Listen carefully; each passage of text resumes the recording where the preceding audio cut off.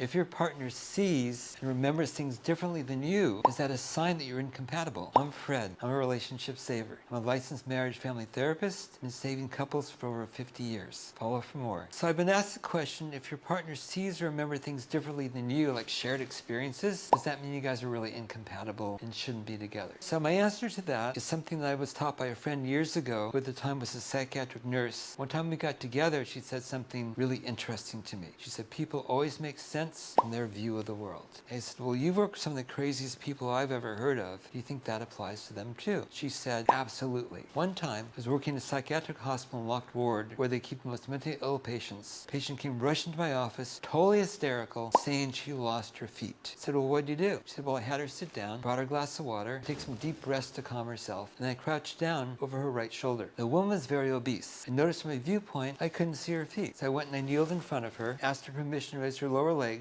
and as I did, she said, oh my God, you found my feet. I'll owe you forever. And I said, before you go, if you ever again begin to lose your feet, sit down, raise up your lower legs, and your feet will always be there. What she understood from that view of the world, what she didn't see, didn't exist. Most people in a relationship do the opposite. They think, well, if I was in their place, I wouldn't have said that, I wouldn't have done that, I wouldn't have felt that, all of which may be true, but not useful. You always have two unique individuals with different views about most things, even about shared experiences. The way to find out another person's viewpoint is to ask neutral questions. Questions that don't bias the answers with your words or your voice tone. Examples of neutral questions are, what are your thoughts about that? What's your experience of that? What's that like for you? The hard part of doing this is even when they say things you totally disagree with, what you want to do instead is you want to do a positive acknowledgement. Positive acknowledgements are, thank you for telling me that, thank you for sharing that, thank you for letting me know. It makes that partner feel safe to tell you their truth. So follow me for more and click the link in my bio to get a free discovery call with me.